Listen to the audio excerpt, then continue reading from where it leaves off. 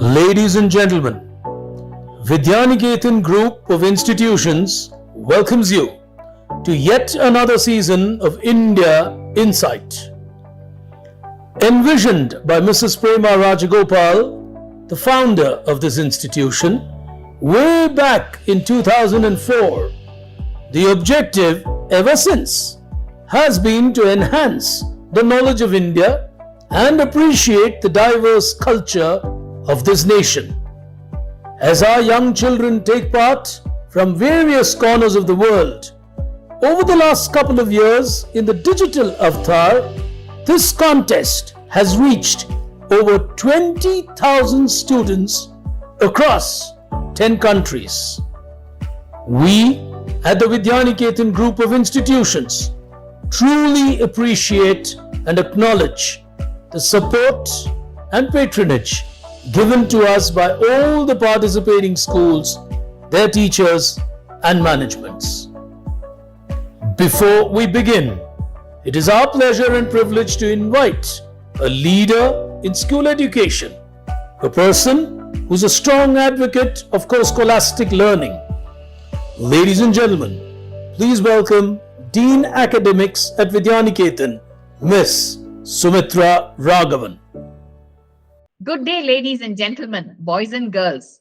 India Insight brought to you by Vidyaniketan Public School, Ullal, Bangalore, was and remains the dream child of the founders of the school. It began as a quiz competition, but now a debating contest for senior students and a drawing contest for primary students have been added over the last 2 years. As the name itself suggests, the topics revolve around India and the giant strides that our country has made in the last 75 years. This year, the students will be talking on Vibrant India, and as the contest winds its way from the prelims to the finals, exciting topics and modes of debating will be highlighted. Wishing you, all the participants, all the best on this journey of a war of words. Thank you. Ladies and gentlemen, boys and girls, it's my privilege to introduce our host for the day. Rashmi is currently Asia's only professional lady quiz host. An alumnus of the prestigious NITK Surathkal and IIM Calcutta, she has hosted close to 1,000 shows across India, Singapore, and several countries across the Middle East. She is the only woman to have been invited to host a quiz at Kuwait for the last 5 years. She was recognized by Business World as 40 under 40 as a personality from India to reckon with. She was the winner of the Quiz Host of the Year 2022 by SMX Leadership Summit.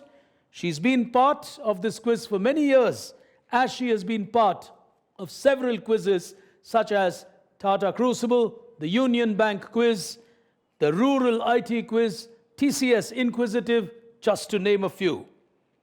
So, ladies and gentlemen, it's time to get started. Time to welcome your host, Miss Rashmi Furtado.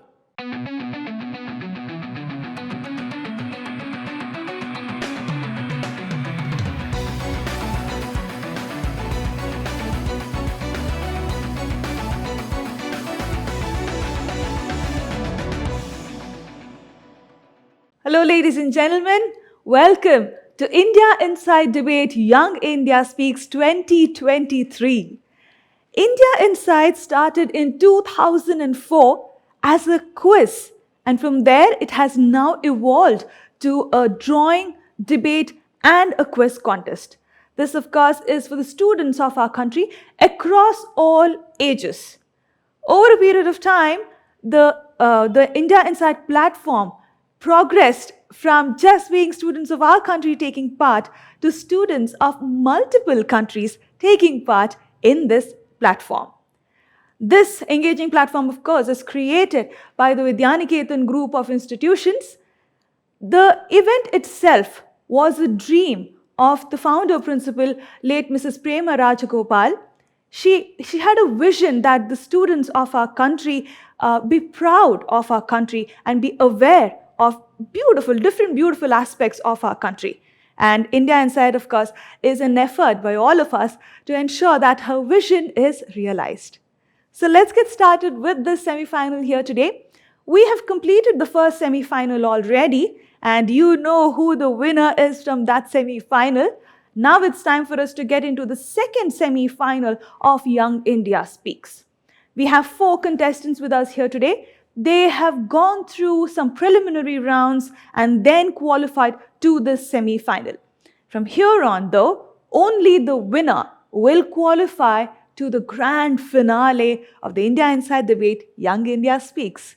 And that is something our jury members need to take care of. We have our esteemed jury members who have joined us here today. We have Mr. Nikhil Vasuki and Ms. Mini Rajiv.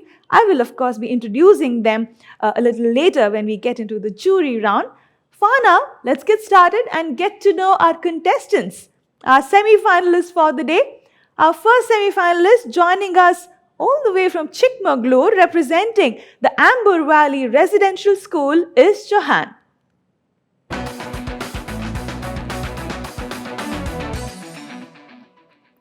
Following him from Bangalore, representing Shri Shri Ravi Shankar Vidya Mandir, is Vijay.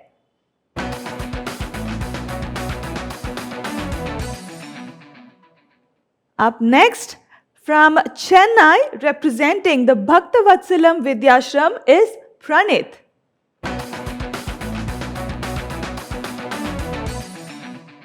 And completing the lineup of debaters here today is Shruti, representing the Wisdom World School from Pune.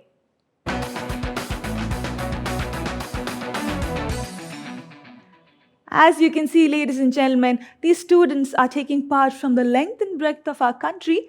And you would have seen in the other semi-finals that we have had some students from the Middle East and other countries taking part as well. So that is the reach of India Inside. What I would like to say about Young India Speaks is that it's a bit of a hybrid debate of sorts. You would see how the rounds are and you would know why I make this remark. So let's get started with the first round of this debate, Young India Speaks, me in 30 seconds. Here we go.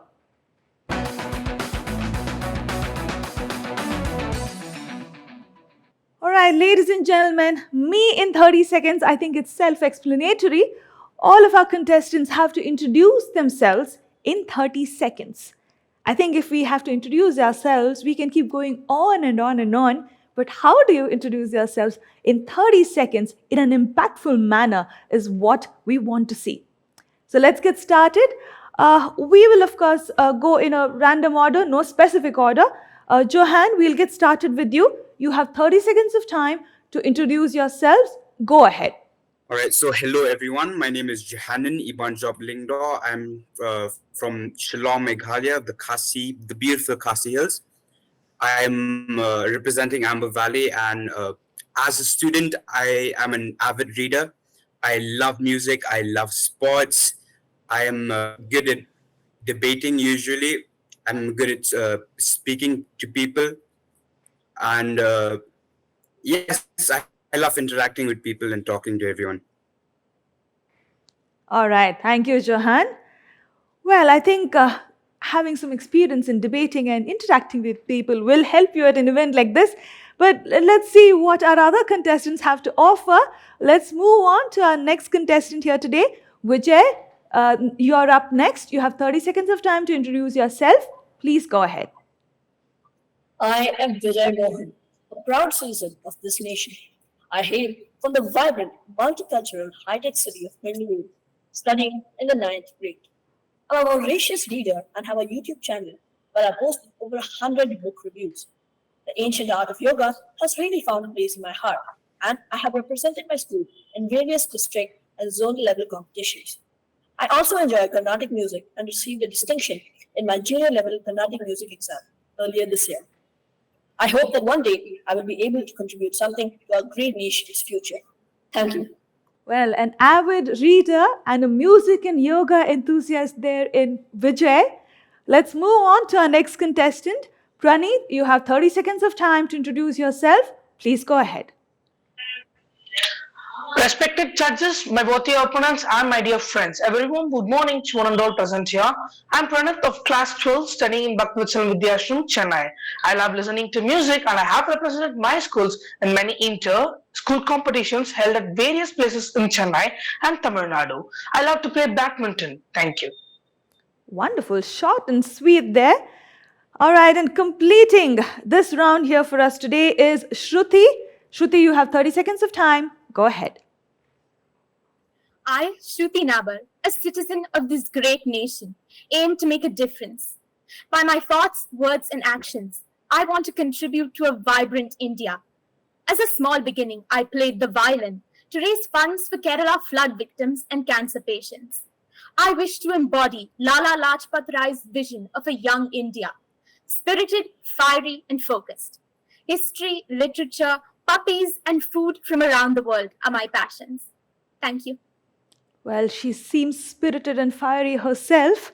Let's move on to the next round of our debate semi-final here today, ladies and gentlemen. Point of view. Here we go.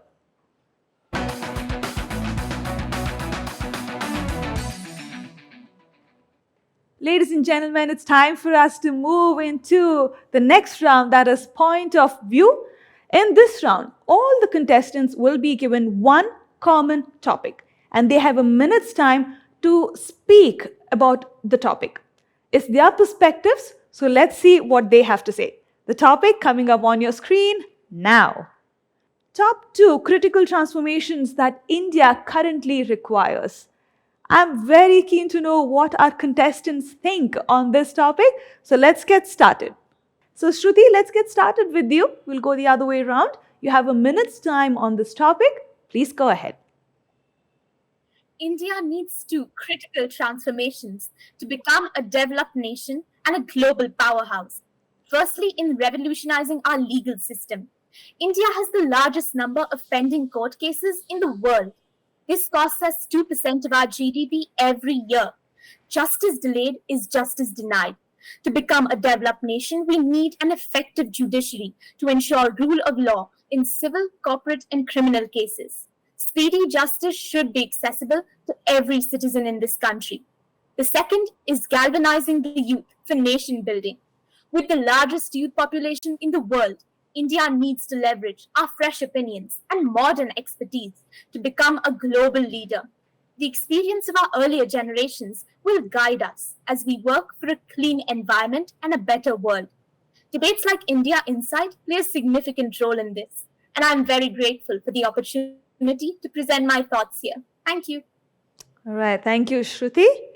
Let's move on to our next contestant. Pranit, it's your chance now. You have a minute's time. Please go ahead. Yeah, the top 2 critical transformation that India requires. Number 1, healthcare facilities. India is a place where many people live, but this is where a lot of things happen. Nowadays the medical transformations and the introducing of the private hospitals into India has caused a lot of victims to die. No proper care is given to the rural people as they don't have money. The government has to take measures to make all the government hospitals to develop and to give equal healthcare facilities to all. The next is education. This education system has turned into a rat race. Where people are only determined the students should get marks, but this should be changed. We have to introduce a skill-based education in India, which the other country does. Thank you. Thank you, Pranit. Let's move on. Vijay, you're up next. You have a minute's time to put forth your views. Go ahead. The top 2 critical transformation that India requires is 1. Environmental sustainability. Well, India is one of the most vulnerable countries to climate change. And this climate change can cause lots of damage to India's agriculture. Agriculture is the backbone of Indian economy. And I feel that India should focus more on attenuating climate change. Along with this, air pollution is one of the most worst problems that India has. We can reduce air pollution by enforcing stricter emission standards and penalizing violators. And we can also encourage people to reduce their carbon footprint by reducing energy consumption. Along with this, we can transform to clean energy, enhancing energy security and reducing our country's dependence on imported fossil fuels. The secondly is healthcare transformation. More accessible and affordable healthcare for all citizens and ensuring that everyone has access to essential services without suffering financial hardships, along with building more hospitals in rural areas and building a robust healthcare system will definitely improve India's resistance to further health crises and enhance overall well-being of its citizens. Thank you. Wonderful. Thank you, Vijay. We'll complete this round with Johan. Johan, you have a minute's time on this topic. Go ahead. All right. So, two critical transformation that India requires, in my opinion, it's outdated colonial laws and freedom of speech and where to draw the line. So, regarding outdated colonial laws, among them are the laws of the hackney carriages or horse-drawn carriages from the Dramatic Performance Act 1876, and another is the well-brushed teeth to be considered for post for an inspector in Andhra Pradesh. So these just because these laws was enacted in the colonial era does not mean that all such laws must be repealed or are still relevant to this day. They are outdated, I consider, and for the second part of this, the second point, which is freedom of speech, is I believe that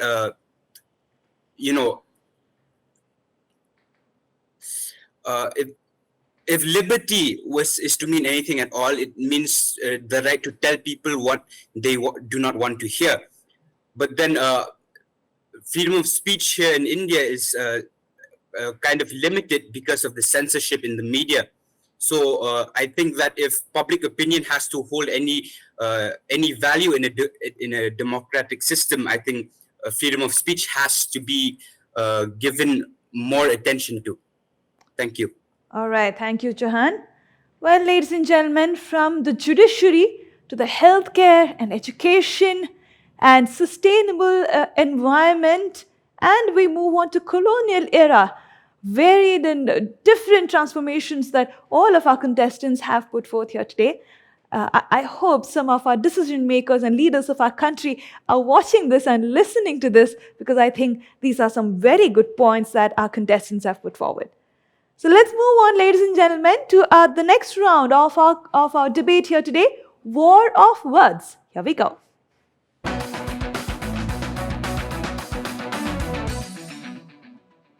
Ladies and gentlemen, you have been watching the second semi-final of India Inside Debate Young India Speaks, an engaging platform created by the Vidyaniketan group of institutions. Well, ladies and gentlemen, you saw how these contestants speak. You saw their points of view and how they think. But now it's time for us to move into the war of words. In this round, there is a topic that has been given to all our contestants, a common topic. They will speak about the topic for a minute. We will know what their perspectives are, and then they have 6 minutes of time to debate amongst themselves. We would, however, encourage them to arrive at a conclusion towards the end of the 6 minute, but if that's not possible, we will not hold that against them. So let's get started, but let's get to know what the topic is. Topic coming up on your screen. Should India have only one board of education across all schools? So let's get started first with the 1 minute. Johan, you can start with this round. You have a minute's time on the topic. Please go ahead. All right. Should India have only one board of education across all schools? I think yes, because fairly, when we're talking about when we're comparing the state boards to the national boards, which are, for example, ICSE, MBOS, IB, you can see that the students are not in fair ground here, because the education they're receiving from their schools in the state boards may not be at par with, for example, the ICSE. So I think having one board of education across all schools in India, I think that would provide a fair competition and a fairer evaluation of the examinations that they do. So that's one point of view.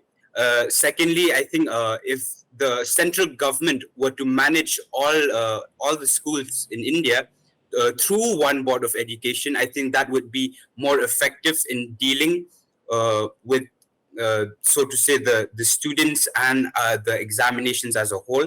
It'd be quite easier. And thirdly, I think it comes to the management.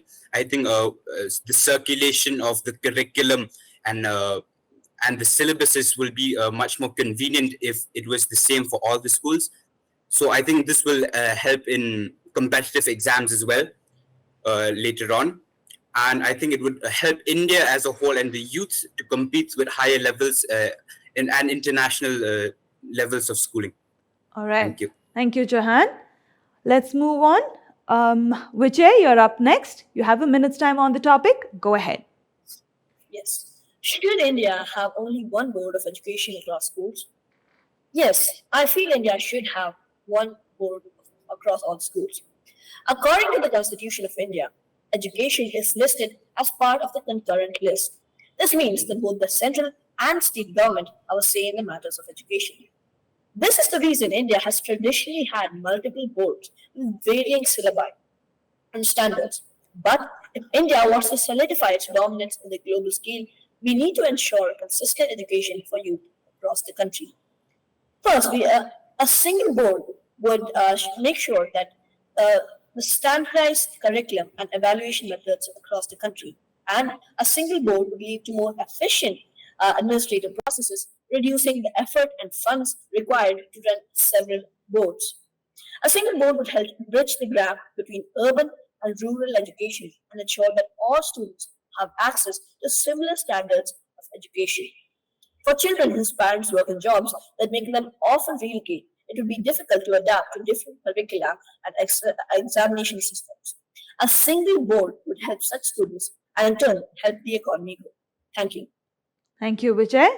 Let's move on to our next contestant here today, Pranit. It's your turn. You have a minute's time on the topic. Please go ahead.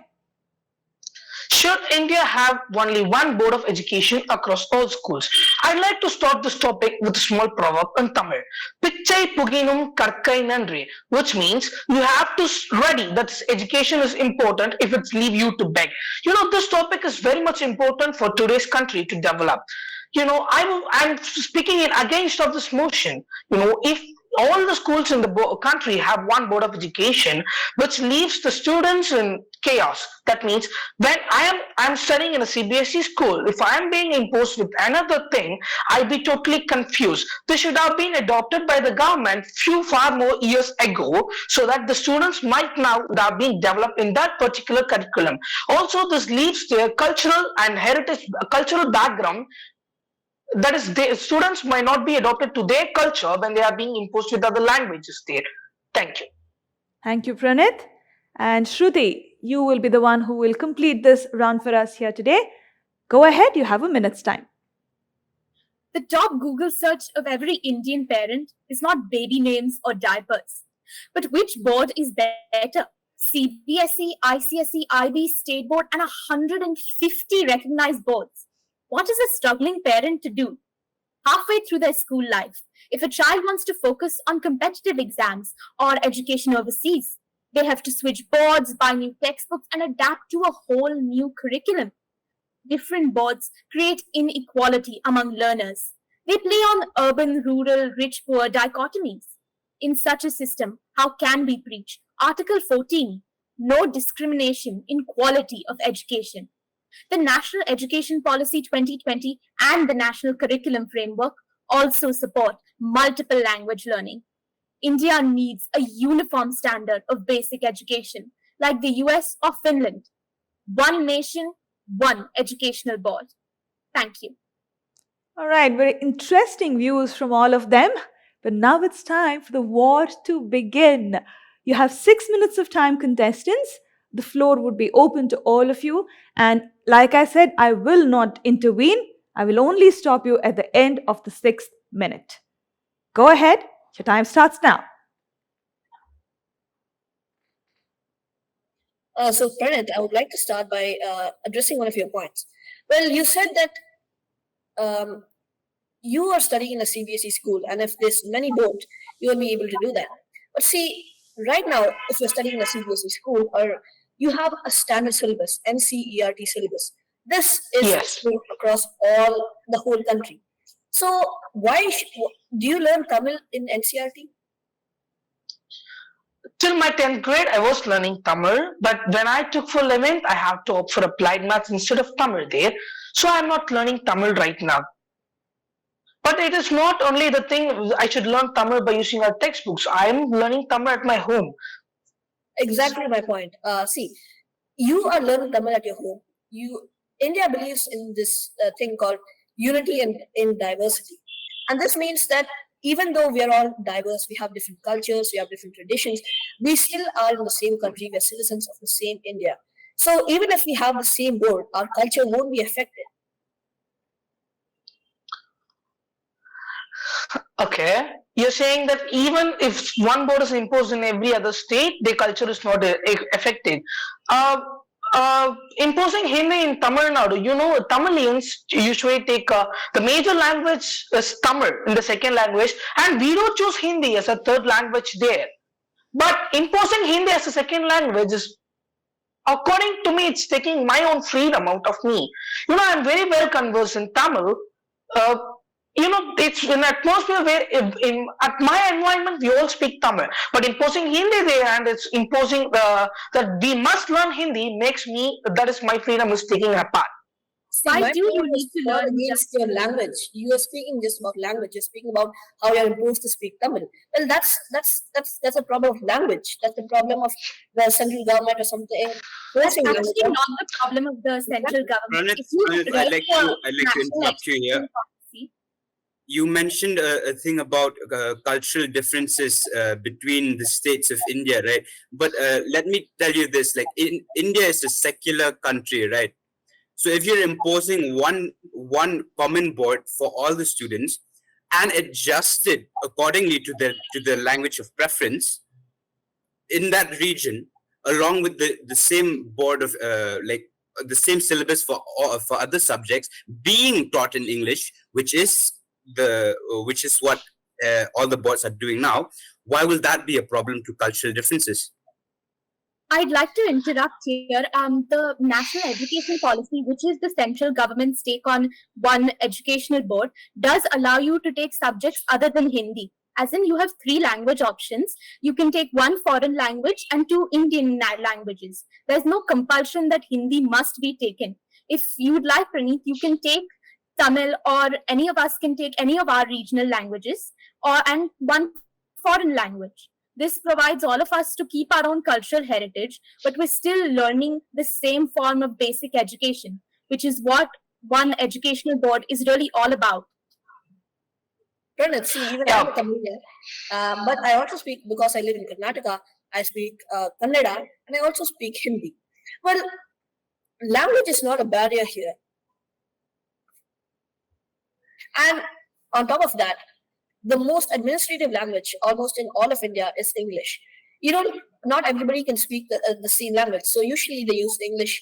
The Constitution of India is written in English along with Hindi. It's not only written in Hindi, it's written in different languages.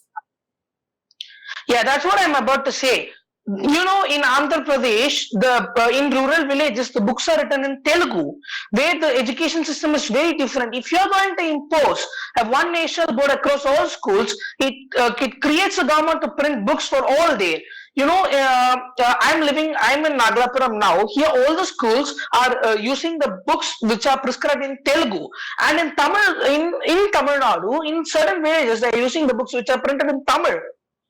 Still now, in matriculation, they're using Tamil textbooks for mathematics. And also, if you're going to impose one nation board over the country, in Bihar, the literacy rate is said to be low. If you're going to set the standard of education high, and that is, if you're imposing one nation, one board across all schools, the literacy rate would even go lower there. I feel your because see, if you give more better education to people who are illiterate, they'll be able to pursue more careers. The reason why Bihar is and other countries such as Himachal Pradesh have less poverty is because they have educated the people. Kerala, it has the least poverty percentage. It's because they've educated the people.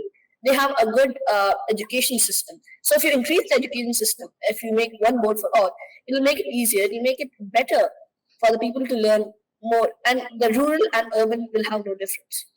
Also, See, this national po- education is cheaper than the different boards. Especially since you spoke about Bihar, with cheaper one educational board, you could bring more education to the more economically disadvantaged section of Bihar that needs it. And standard of education can be set once there's a one educational board across the country. Currently, you have different stuff for CBSE, different stuff for ICSE, and state boards. Each state is doing their own thing at the current time. Hence, to have something uniform across would allow us to regulate it and would thus allow us to help places like Bihar and other places where the literacy rate is not rising. Even so, if you thought this idea is good thing, they should have been imposed much years before there. Bringing it now, see, the students studying in CBSE are adopted. If you are going to impose it hereafter, he has adopted the curriculum since 5th standard. From 6th standard, he has to learn a new syllabus. You know, it affects the mental health of the students too. This is a notable point. Then you have to think on the long run here. Better late than never is what I would say, right? Yes, I really agree with I that. really agree that We didn't start now, but we can start, obviously. Like, Yes. a few years ago, actually, the same case happened to me. I transitioned from ICSE to CBSE.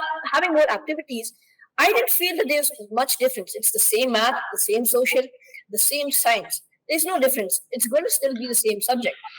If there is, you're saying if there is no difference, then why are you saying it as CBSE and ICSE there? You're saying no difference, right? Then why are you saying I changed from ICSE to CBSE? Exactly, I'm saying. There is a difference. There is a difference. That's why they have named it as different, right? Central board education is far I better. think the transition was easy, and if we made a single board for the whole country, it would still not change anything. The fact is, science is going to be science, math is going to be math, and social is going to be social. That's all. There will be changes when there's a national board across the country, but we need to make room for those changes to happen. If we continue in this system, we'll never stop. There needs to be some kind of improvement somewhere. And no one's saying that in the flick of a switch, all ICSE schools will become CBSE or the other way around. The idea is that we're all slowly integrating each other's curriculum so we can have a curriculum that allows us to stand better as a country on the international stage, rather than just wondering how much more CBSE students will have to study or how much ICSE students will have to adapt to the CBSE curriculum. We should all rather take a look at what's going to happen about it in the long run. Exactly, and according to the 46th Amendment in 1974, they have changed education from being a state list to being a concurrent list. This means that both the central and the state government have a right over education. If they just wanted states to have complete autonomy over education, then they would have given it a state list. But instead, they've given a concurrent list because they know that it's not going to be suitable if you just have a state list. You have Right. 30 seconds To come to left. the conclusion, see, the whole point of the debate on this topic is: does India require change whether it should have only one board of education across all schools? If we've agreed that it is better to have, then why not start now? Is the thing. Yeah, and one more thing, I heard from my teachers that the toughest question papers are sent to the southern India, and the question papers which are sent easier are sent to the eastern side of the country. This too creates a difference, right? They need a different education system there. See, you're just No, agreeing. which is exactly why we require one board of education, You because have one board of education. Yeah, no, getting one mode of education doesn't make any difference. A common paper all, a standard paper for all. The same paper will be used in eastern India and in southern India. So it'll be easier for the people to study. They won't have harder question papers in southern India. They won't have. Pranith, what you're implying here is that you're saying people in the south in Tamil are smarter than people in the east, which makes no I sense. didn't say that. No. You got it in a wrong way. I'm not like that. You know, that's a state. No. You are taking that I'm affecting your religion. No, definitely not. I'm just saying a fact. There needs a difference. That's what I'm saying. You know, all the five fingers are not same, right? It's all different. You must need a difference in the education system. Thank you. Contestants, your time is up. All right, ladies and gentlemen, that was quite a debate. But let's move on. I feel a little, I mean, I sympathize with our jury members. I'll tell you why, because it's going to get tougher and tougher for them to pick a winner who will move into that grand finale. So let's move into the last round of our debate here today, jury time. Here we go.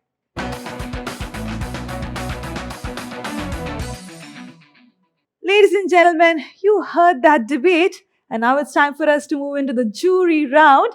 Let me quickly introduce our esteemed jury panel to you today. We have Ms. Mini Rajiv. Mini is an educator with over 2 decades of experience, a teacher by profession. She runs her own institute for the kindergarten kids, whom she loves to work with. She believes in making school a place where children enjoy learning.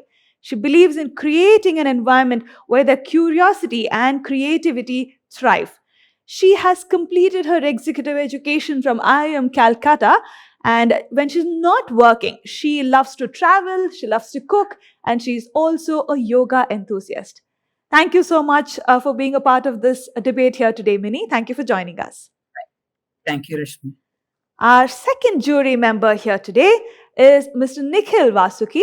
Nikhil is a management consultant for over 15 years with an interest in education and development. He enjoys training students and young adults in the art of communication and storytelling. I'm sure he's enjoyed the debate so far considering his interests. When not at work, you would find Nikhil reading about history, staring at maps, and also listening to audiobooks. Nikhil, thank you so much for joining us here today. So, thank you very much for having me, and I'm honored to be here among the students. Wonderful. So, we have 4 contestants with us here today. Both of you have heard them out. You know what their views are. Now, both of you would question the 4 of them. I would request each of you to stick to 2 unique contestants in the interest of time, and then we will move ahead with identifying who the winner of the semi-final would be. Mini, would you like to get started? And whom would you like to speak to? Yeah, I could speak to Johan. Please go ahead.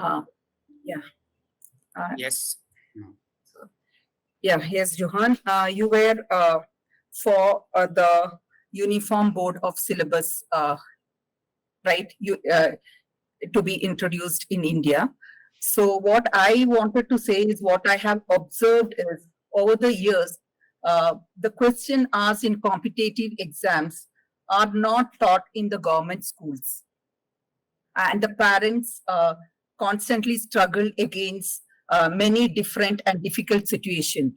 How will we cope up with this situation if we have one board, one India system?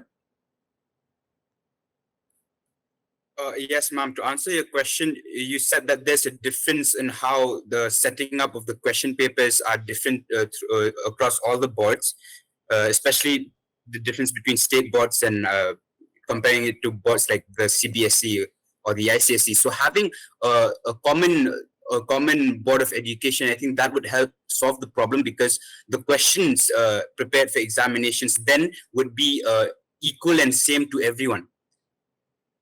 So yes, that's my answer, ma'am. Yeah, how will the rural area children be able to go up to the level of a CBSE and an ICSE board?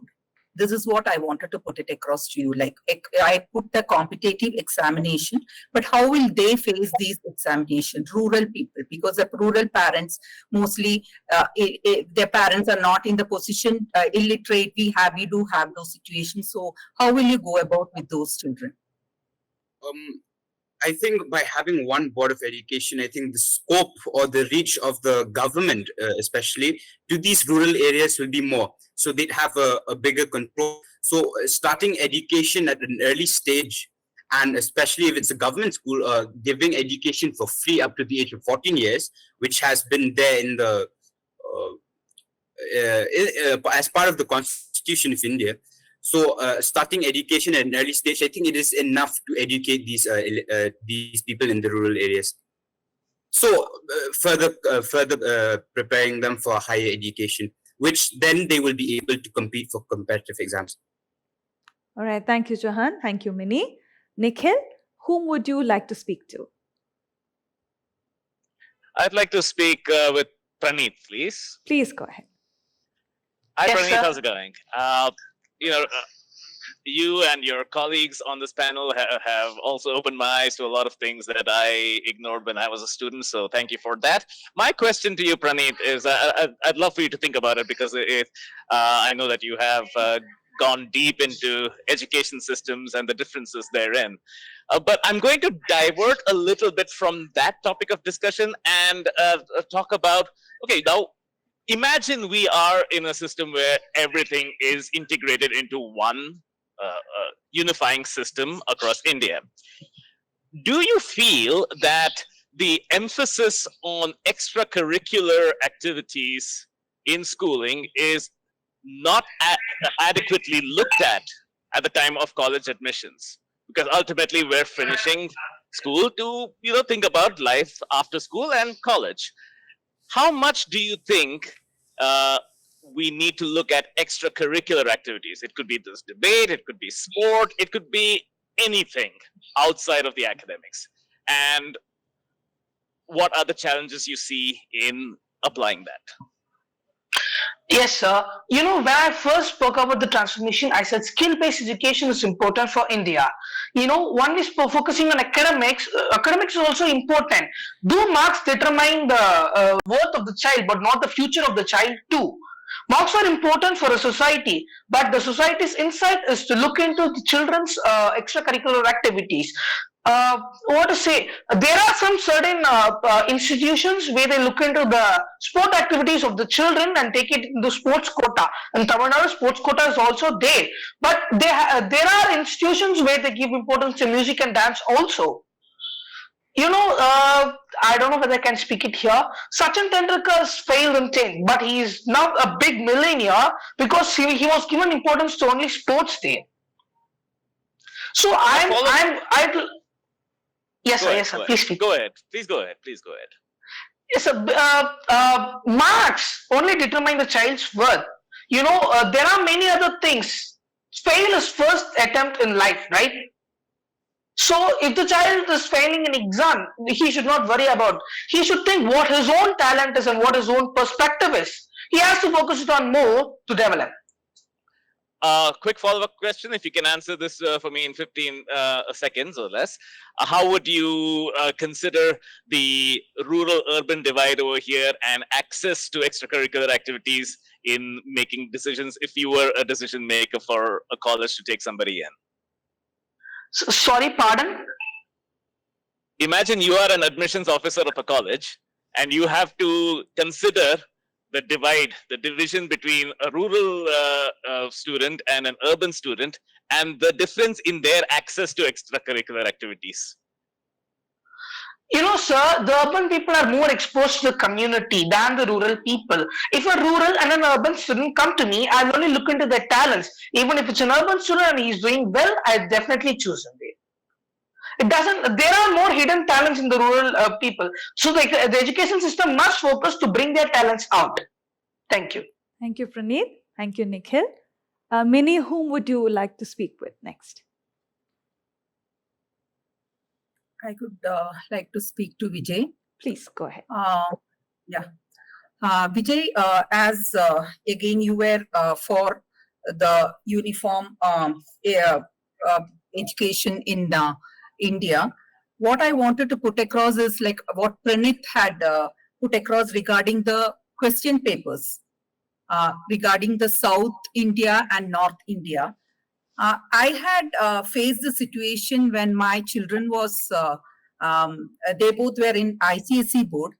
So the Hindi language, the standard of Hindi language in North is higher compared to South Indian Hindi. And when the question paper is to, well, like the correction was done in North. So the standard, how will you cope up with this part when it comes to the one India, one board of education? Well, as you were saying, your children had to study in a certain board, and the question paper went on to a different. Well, if there was a single board Your children would only have to study all over India, all the people, if they were from Northeast, Northwest, anywhere, they would still have to study the same curriculum. And it would be easier for them to answer the questions because they know that they're getting equal opportunity because everyone across India is learning the same as them. There's no other different boards, there are no other different competitions. So thus I feel that a single board would help. And in the matter of language, changes from place to place. But while correcting board papers, I feel that the administrative language should be English because all over India, most people, whether they speak Kannada, whether they speak Malayalam, whether they speak any language, most of them know English. Most educated people who are studying or who want to be educated speak English. So if they were to learn English and if they were to correct the papers in English, there would not be any language barrier. Yes, ma'am. Thank you. What we have at present is we do have English as a main language. When it comes to the second language, we do have this Hindi. So how do we cope up with that part? Well, because India is a very diverse country, in different places they should have the ability to choose different languages. And a single board, I feel that in the single board, they should give options to children who are from different parts, diverse regions of India. For example, if a person wanted to learn Manipuri, if a person in Manipur were to learn Hindi, it would be hard for him. It would be easier for him to write answers and finish his language in Manipuri. So the board should be according to the language which they speak, and they should be able to give options so that they can speak languages. Thank you, Vijay. Thank you, Mini. Nikhil, that leaves you with Shruti. Please go ahead. Hi, Shruti. Great points put up there, and I appreciate your words. Shruti, I have a question which will integrate this topic that we're talking about, a unified education system, plus one point that you were asked in a previous section in your point of view, one of the things that require a transformation. And you mentioned about galvanizing of youth for the development of the nation. Do you feel that the schooling system that you're in, that your colleagues are in, that we all have gone through, is doing enough to ensure that the youth are forward thinking for the sake of the nation? If yes, what is happening? If not, what more can be done? Thank you so much for your question, sir. I think the answer should be a little nuanced. I feel like we're taking steps in the right direction, but a little more needs to be done. For example, currently I live in Maharashtra, and the institute near me, the GIPE, the Gokhale Institute of Politics and Economics, started this program called the Knowledge College Village program, in which students of engineering are working to create dams in the regions of Maharashtra that experience water scarcity. Here, I think it's very important because it is utilizing our youth population to improve the lives of those who are less fortunate in our country. But I feel like more can be done. For example, involving the youth more in sports, or getting our youth more involved in politics and being aware of foreign affairs that are going on in the country. So I would just like to say, while we are taking steps in the right direction, much more needs to be done. And in that, I believe a nationalized board would help taking us in the right steps forward. Thank you. Well, thank you for that. I don't have a follow-up question because you've covered a lot of ground, and it was a two-pronged question. So thank you for that. Thank you, Shruti. Thank you, sir. Nikhil.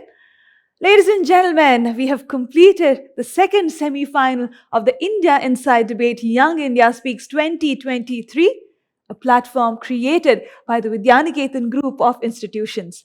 I would like to thank both of our jury members for taking time out from their schedules and being a part of this debate semi-final here today. It is inspiring to the young Indians in the debate here today because they need to know however older you grow and how much ever professional life gets you occupied or engaged, you need to make time for certain things in your life. So thank you so much for doing that. Ladies and gentlemen, don't go anywhere. We have 2 more semi-finals coming up and 2 more winners to identify.